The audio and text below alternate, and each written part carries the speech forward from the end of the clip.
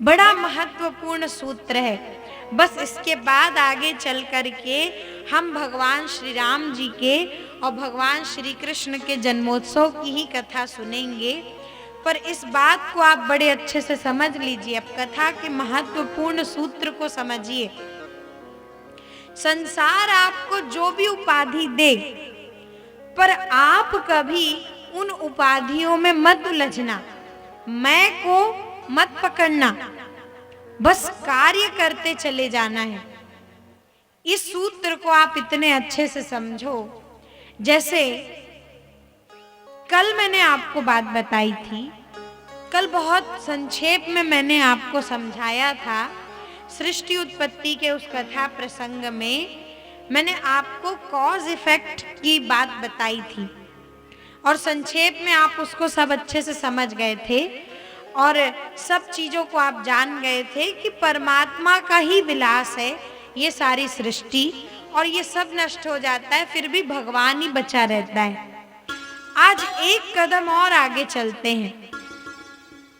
जैसे हमने कल समझा कि विज्ञान ये मानता है कि जहाँ कहीं भी कुछ इफेक्ट है, जहाँ कहीं भी कुछ दिख रहा है, वो किसी न किसी कारण से आएगा। पर इतना ही बताता है विज्ञान, इसके आगे नहीं। भागवत में इससे 2 कदम आगे की चर्चा है। जो कॉज की हम कल चर्चा कर रहे थे ना, कि कारण ही बचा रहता है, कारण से ही सब कुछ नजर आता है, कारण ही सब कुछ है, कॉज ही सब कुछ है।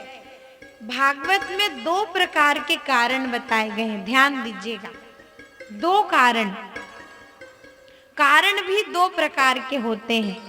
कल हमने कारण को समझा, आज उसके 2 प्रकार को समझिए। कौन कौन से कारण? तो एक निमित्त कारण, दूसरा उपादान कारण। भागवत में ऐसा कहा गया है, एक निमित्त कारण और दूसरा होता है उपादान कारण। निमित्त कारण मतलब, मैं आपको समझाऊं, निमित्त कारण मतलब जिससे वस्तु बनी वो निमित्त कारण, और जिसने वस्तु बनाई वो उपादान कारण। जैसे कल मैंने आपको उदाहरण दिया था घड़े का। घड़ा इफेक्ट है, उसका कॉज मिट्टी है, लेकिन एक कारण उसका कुम्हार भी तो है जिसने बनाया। घड़े का कारण मिट्टी है, पर क्या मिट्टी अपने आप घड़ा बन जाएगी? उसके लिए एक व्यक्ति की जरूरत होगी। तो वही चीज है, जिससे घड़ा बना निमित्त कारण मिट्टी है, और जिसने घड़ा बनाया उपादान कारण क्या है? वो कुम्हार है जिसने घड़े को बनाया। तो कहते हैं कि ये निमित्त और उपादान दोनों कारण होते हैं। पर जब आप भगवान की तरफ चलेंगे ना, तो भगवान को भागवत में अभिन्न निमित्तोपादान कारण कहा गया है। मतलब कि निमित्त कारण भी भगवान है, उपादान कारण भी भगवान है, और इफेक्ट भी भगवान ही है। जो बनाया वो भी भगवान है, जो बन के नजर आया वो भी भगवान है, जिससे बना वो भी परमात्मा है, और जिसने बनाया वो भी परमात्मा है। तो जब इस दृष्टि से आप देखेंगे तो आपके सामने एक बहुत क्लियर चीज सामने आकर के स्पष्ट होगी कि आपको कभी भी किसी चीज का अहंकार पालने की कोई जरूरत ही नहीं है, क्योंकि जो बन रहा है वो भी भगवान है, जो बना रहा है वो भी भगवान है। घड़ा भी भगवान, मिट्टी भी भगवान, और कुम्हार भी भगवान, जो बन के आया वो भी। तो आप विचार करिए कि आपको किसी चीज का अहंकार करने की क्या जरूरत है, जब सब कुछ भगवान ने बनाया है। मान लीजिए कि कोई घड़ा अगर सुंदर सा बन गया, कोई घड़ा एकदम बहुत परफेक्ट बन गया, तो उस घड़े को अहंकार हुआ पड़ा है कि मेरे जैसा तो कोई है ही नहीं, मेरे से सुंदर तो कुम्हार ने बनाया ही नहीं। वो अहंकार में डूबा पड़ा है, वो ईगोइस्टिक पर्सनैलिटी हो गया। अब घड़े की जगह अपने आप को, मनुष्य को समझिएगा ना। एक घड़े को अहंकार हुआ पड़ा है कि मेरे जैसा तो कोई है ही नहीं, मैं ही सबसे सुंदर बना हूं। और एक घड़ा मान लीजिए जिसमें थोड़ी बहुत कुछ कमी रह गई हो, थोड़ी बहुत, ज्यादा नहीं, वो बेचारा कॉम्प्लेक्स में जी रहा है, वो बेचारा हीन भावना में मरा जा रहा है कि मैं इतना बुरा क्यों हूं, मेरे में ये कमी क्यों है। जबकि अंत में फूटना तो दोनों को ही है, लेकिन फिर भी एक अहंकार में डूबा पड़ा है, एक श्रेष्ठता में डूबा पड़ा है, एक बेचारा हीन भावना में डूबा पड़ा है कि मैं ऐसा क्यों नहीं बन पाया। जबकि उसका मैं कोई मायने नहीं रखता। बड़े ध्यान से समझिएगा, बड़े धैर्य पूर्वक। जो अहंकार कर रहा है उसका मैं भी कोई मायने नहीं रखता, और जो हीन भावना में ग्रस्त है उसका मैं भी कोई मायने नहीं रखता। क्यों? क्योंकि दोनों का मैं जिससे आया वो तो एक ही मैं है, मिट्टी। तो किसका मैं मायने रखता है? अंत में तो दोनों ही मिट्टी है ना। तो दोनों का मैं आखिर में जाके मिट्टी में ही तो मिलेगा ना। दोनों का मैं का सत्य क्या है? मिट्टी। इसका मतलब है कि मिट्टी उसमें भी वही है, मिट्टी उसमें भी वही है, पर एक अहंकार कर रहा है, एक हीन भावना में भरा पड़ा है, इसलिए एक सुखी हो रहा है, जिसको वो सो कॉल्ड सुख मान रहा है, अंत में उससे भी वो दुख पाएगा अहंकार की वजह से। एक दुखी हुए पड़ा है, दुखी हुए पड़ा है, दुखी हुए पड़ा है। तो इसका मतलब क्या है? अंत में हम सभी का भी क्रिएशन का जो असली मैं है वो भगवान है। तो कोई भी व्यक्ति संसार में बड़ा या छोटा कैसे हुआ, आखिर में हम सब के मैं का सोर्स वो भगवान है। हम सभी जो बन के आए, हम सभी भी वही भगवान के ही अंश हैं, मतलब भगवान ही हमारे रूप में प्रकट हुआ। अंत में सब कुछ नष्ट हो जाएगा, उस भगवान में मिलेंगे। तो कोई भी व्यक्ति बड़ा या छोटा इस संसार में कैसे हुआ? किसी को भी अपने श्रेष्ठ होने का अहंकार पालने की जरूरत है क्या? मैं ये आप सभी से पूछना चाहती हूँ कि कोई भी अगर अपनी श्रेष्ठता का फिर अहंकार पाले तो किस चीज का अहंकार है उसमें? कि तो कोई योग्यता थोड़ी है, भगवान की वजह से, उस मैं की वजह से उसका मैं टिका है ना। और कोई अगर दुखी है तो उसको दुखी होने की क्या जरूरत है जब वो भगवान का अंश है? तो सीधी सी बात है कि दोनों एक ही है। इसी को हमारे शास्त्र पुराणों में इस विज्ञान को द्वैत, अद्वैत और विशिष्टाद्वैत कहा गया है। ये भागवत कथा का बड़ा महत्वपूर्ण पहलू है। केवल कहानी ही मत सुनते चलिएगा, इसको समझिएगा कि there are 3 schools of philosophy which will clear in our mind that we are nothing but source, but object of our source।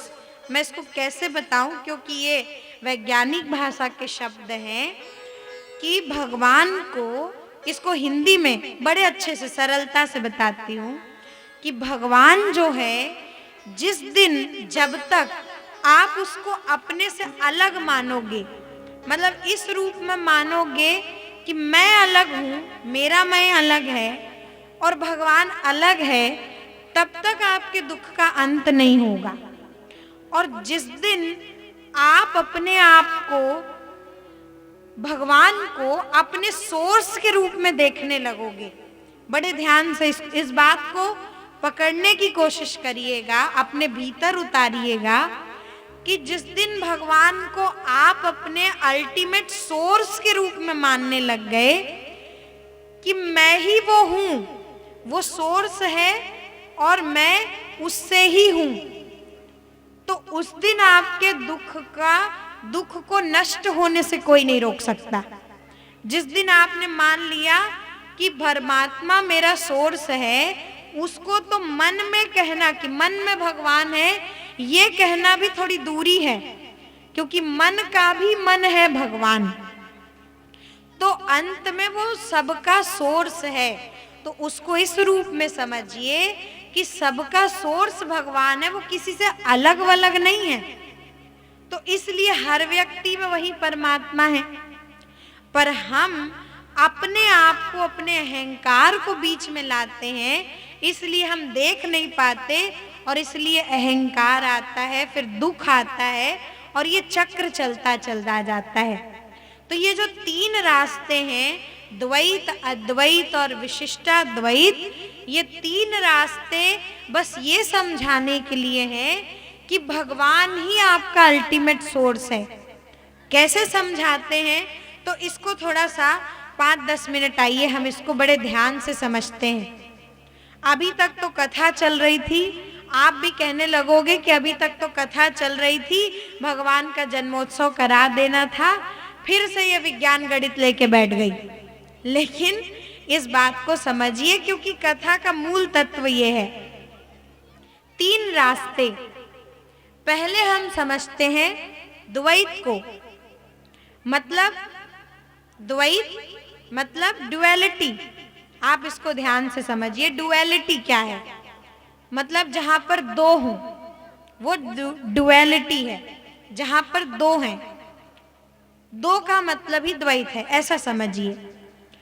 तो डुअलिटी, द्वैत मतलब, उसका मतलब है फार फ्रॉम दी होल।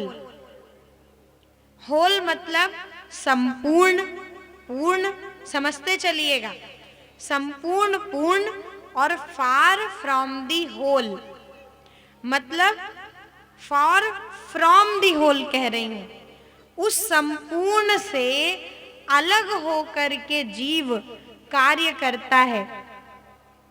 मतलब परमात्मा होल है, परमात्मा संपूर्ण है, और ये सिद्धांत की मान्यता ये है कि जीव मतलब हम सभी लोग, मध्वाचार्य जी महाराज ने फाउंड किया इस सिद्धांत को। उन्होंने कहा कि जीव परमात्मा से अलग है, मतलब फार फ्रॉम दी होल, अलग है, और अलग रह करके उस जीव को उस परमात्मा में मिलना है।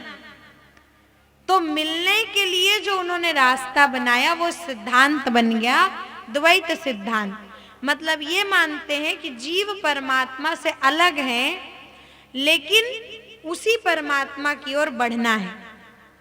फिर दूसरा सिद्धांत, the second school of philosophy, ये बताती है विशिष्टाद्वैत, मतलब फार ऑफ दी होल। अब मेरी बात को आप अच्छे से समझ पाएंगे। पहली बार मैंने कहा फार फ्रॉम दी होल, दूसरी बार मैं कह रही हूं फार ऑफ दी होल। तो मतलब पहला सिद्धांत द्वैत ये मानता है कि जीव परमात्मा से अलग है, गुणों में भी भिन्न है, कार्य में भी भिन्न है, और जो परमात्मा में है वो जीव में नहीं है। जो गुण परमात्मा में है, जीव को वो गुण प्राप्त करने हैं, इसके लिए उसको जीवन मिला है।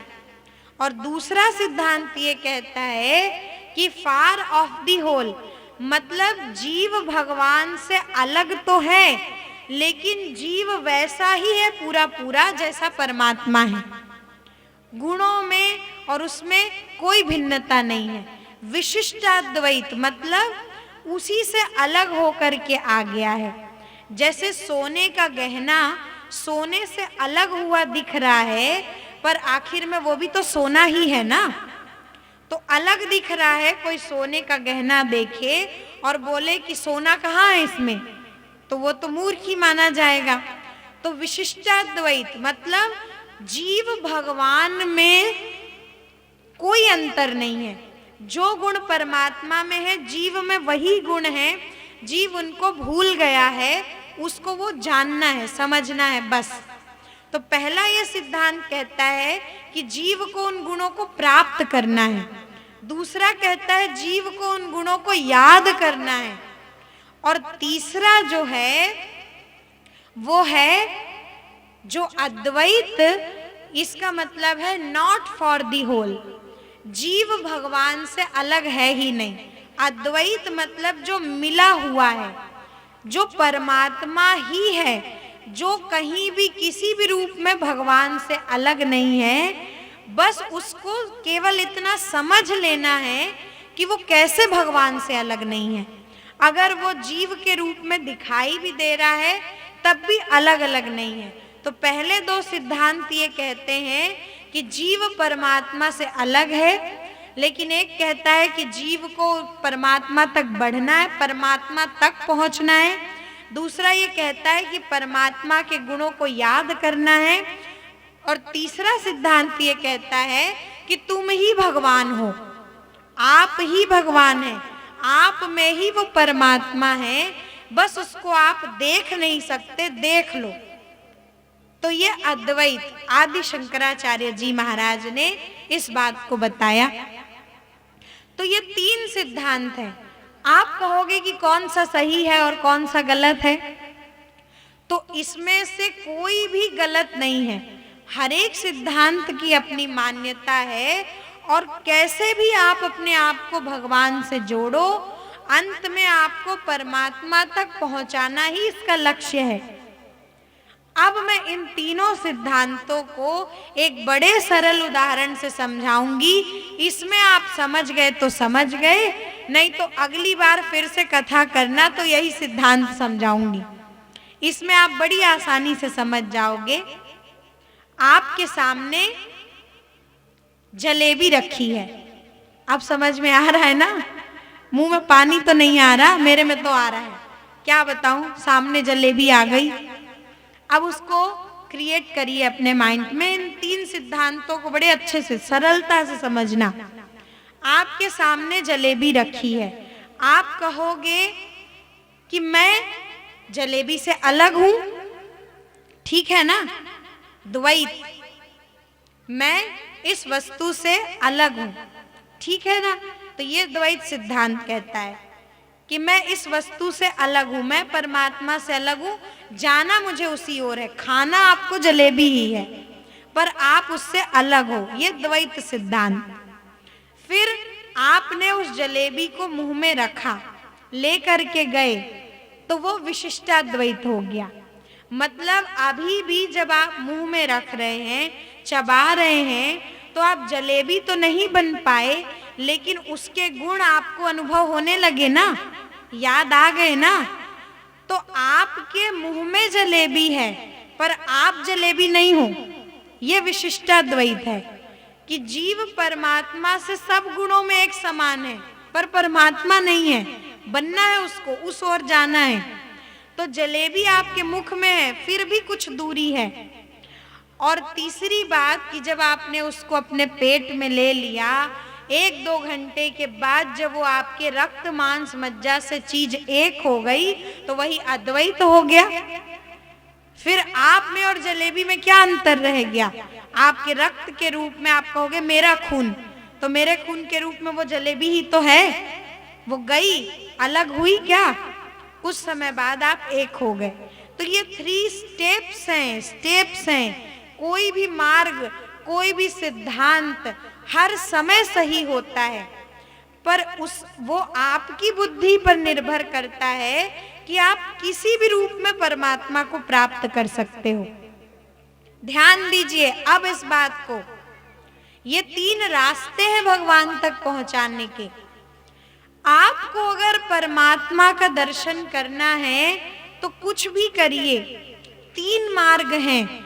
और सरलता से मैं आपको बताऊं कि जब आप परमात्मा के सत्य को जानने का प्रयास करते हो तो 3 रास्ते हैं।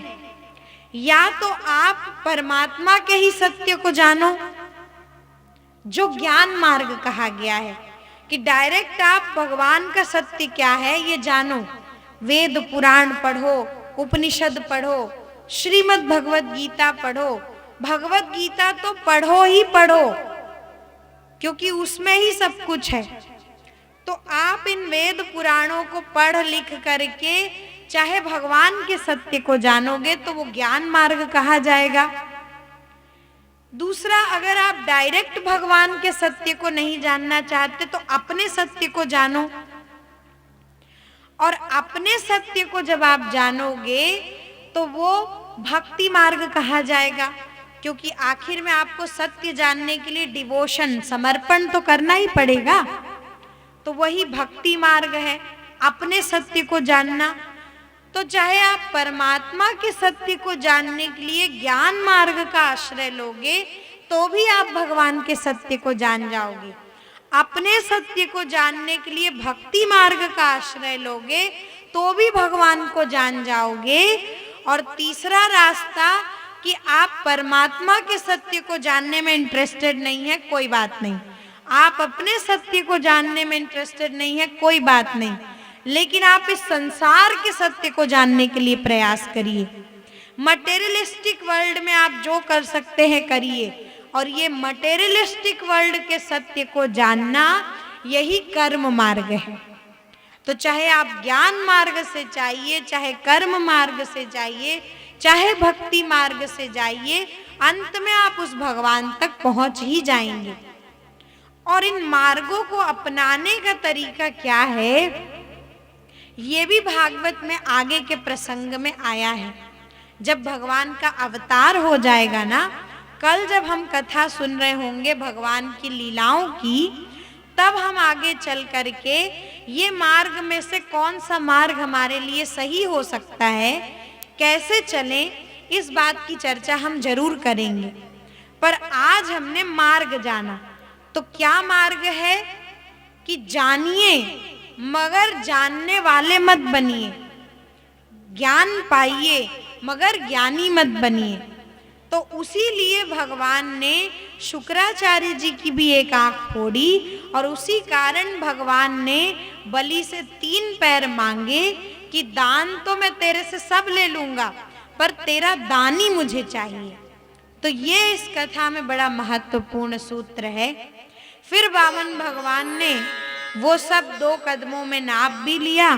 बलि को कहा, तीसरा पैर कहाँ रखूं, मेरे से तूने छल किया।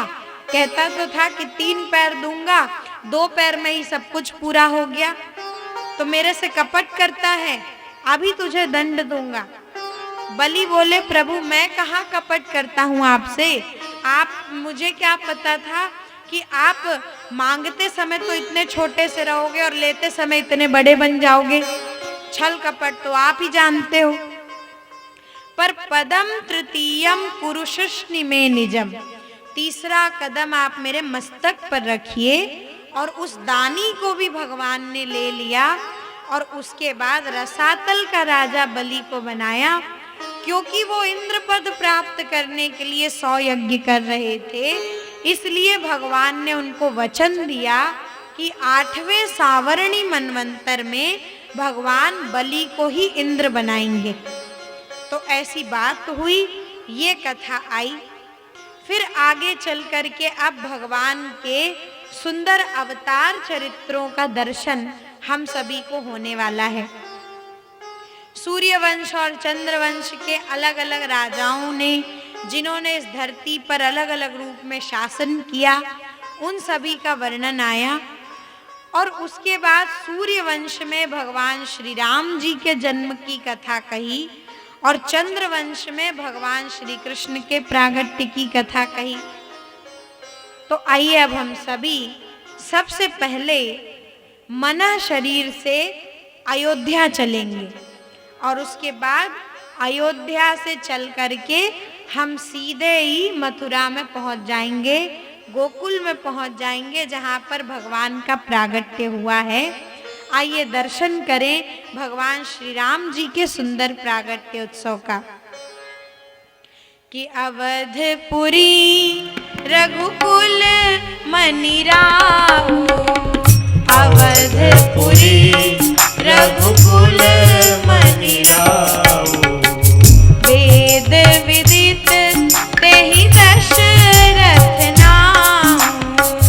वेद विदित तेहि दशरथ नाम।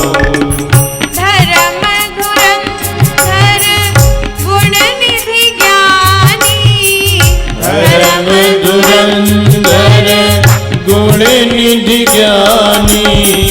हृदय भगति मति सारंग पानी, हृदय भगति मति सारंग पानी।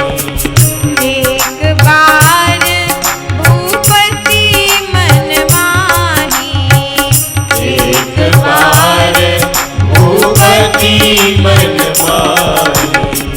भय गलानी मोरे सुत नाही, भय गलानी मोरे सुत नारी। गुरु गृह गया तुरत महिपाला, गुरु गृह गया तुरत महिपाला। चरण लागी करि विनय विसाला, चरण लागे कर विनय विशाला। निज दुख सुख सब गुरहि सुनायो, निज दुख सुख सब गुरहि सुनायो। कही वशिष्ठ बहुविधि समझायो, कही वशिष्ठ बहुविधि। हम सभी राम जन्मोत्सव की कथा सुन रहे हैं। सभी कोई ताली बजाते हुए बड़े आनंद पूर्वक चौपाइयों में ही प्रभु के जन्म का हम दर्शन करेंगे। सभी कोई बड़े भाव से गाइए। सभी कोई को मालूम है, इसलिए बड़े भाव से।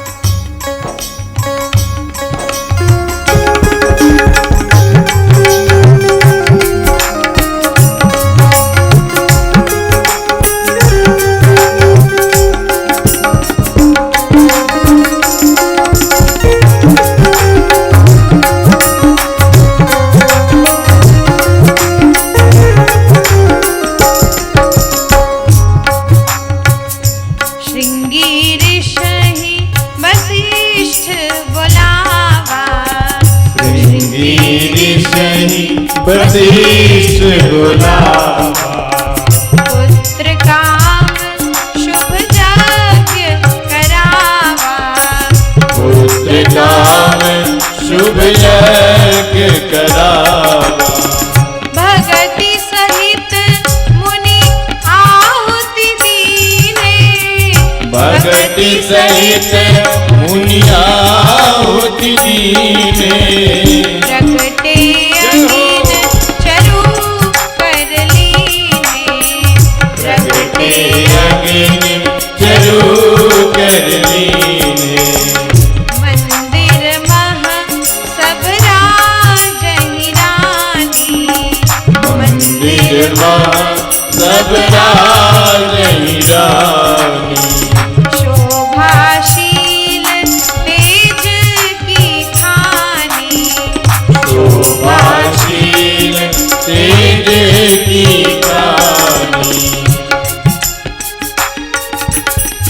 यज्ञ नारायण भगवान के प्रसाद स्वरूप माताओं के उदर में परमात्मा का आगमन हुआ है। प्रभु के आगमन की दिव्य बेला आई है। और जब समय धीरे धीरे आगे बढ़ा तो परम पवित्र चैत्र मास शुक्ल पक्ष और नवमी तिथि का समय आया। अब वो दृश्य देखिए कि जहाँ पर प्रभु का प्रागट्य होने वाला है। कितना सुंदर वातावरण, कितना सुंदर धरती का सब वातावरण बन रहा है। सरयू मैया आप जल लेकर के आए हैं वहां से, वो अमृत ही है जो सरयू मैया बहा रही हैं और वो दृश्य बड़ा सुंदर है। नवमी तिथि मधुमास पुनीता, नवमी तिथि मधुमास पुनीता। नवमी तिथि मधुमास पुनीता, नवमी तिथि मधुमास पुनीता। शुक्ल पक्ष अभिजित हरि प्रीता, शुक्ल पक्ष अभिजित हरि प्रीता, मध्य दिवस अति शीत न घामा, मध्य दिवस अति शीत न घामा, पावन काल लोक विश्रामा, पावन काल लोक विश्रामा, शीतल मंद सुरभि बहवाओ, शीतल मंद सुरभि बहवाओ, हर्षित सुर संतन मन चाओ, हर्षित सुर संतन मन जाओ, वन कुसुमित गिरि गन मनियारा, वन कुसुमित गिरि गन मनियारा, प्रवहि सकल सरितामृत धारा, प्रवहि सकल सरितामृत धारा, नवमी तिथि मधुमास पुनीता, नवमी तिथि मधुमास पुनीता, शुक्ल पक्ष अभिजित हरि प्रीता, शुक्ल पक्ष अभिजित हरि प्रीता। सब देवता लोग आ गए, आकाश मंडल में खड़े होकर के प्रभु की स्तुति करने लगे। ब्रह्मा जी ने सोचा कि ऐसे तो सब जान जाएंगे कि राम जी भगवान है। सबको कहा कि अब आप लोग स्तुति करके और फिर अपने अपने धाम की ओर चले। और समस्त देवताओं ने भगवान को प्रणाम किया और जब प्रणाम करके लौटे तो माता कौशल्या के भवन में भगवान का प्रागट्य होने वाला है। तुलसीदास जी ने बहुत अच्छी बात कही कि सुर समूह विनती करी पहुँचे निज निज धाम, जग निवास प्रभु प्रगटे अखिल लोक विश्राम। आनंद समुद्र हो गया कौशल्या मैया का महल और बीच में से अखिल भुवनपति भगवान श्री राम जी का प्रागट्य हुआ है। बोलिए राजा रामचंद्र भगवान की जय, बोलिए अयोध्या राम जी लला की जय, श्री हनुमान जी महाराज की जय। बड़े जोर से सभी लोग कहिएगा जय जय श्री राम, जय जय श्री राम। अरे जय श्री राम की आवाज तो उत्तर प्रदेश से ही निकलती है महाराज। थोड़ा जोर से इस बार अयोध्या में मंदिर बनवाना ही बनवाना है। जय जय श्री राम, जय जय श्री राम, जय जय श्री राम, जय जय श्री राम, श्री राम जन्मभूमि की जय, अयोध्या राम जी लला की जय। बोलिए राजा रामचंद्र भगवान की जय। दिव्य प्रागट्य उत्सव भगवान श्री राम जी का हुआ है। कैकेयी मैया के भवन से भी सूचना आई है, उन्होंने भी लाला को जन्म दिया है। सुमित्रा मैया ने 2 पुत्र रत्नों को जन्म दिया है और सुखदेव जी भगवान ने एक श्लोक में राम कथा का वर्णन भागवत में किया है। आइए सुखदेव जी की वाणी में हम राम जी को प्रणाम करके और फिर भगवान श्री कृष्ण के जन्मोत्सव की कथा की ओर चलेंगे।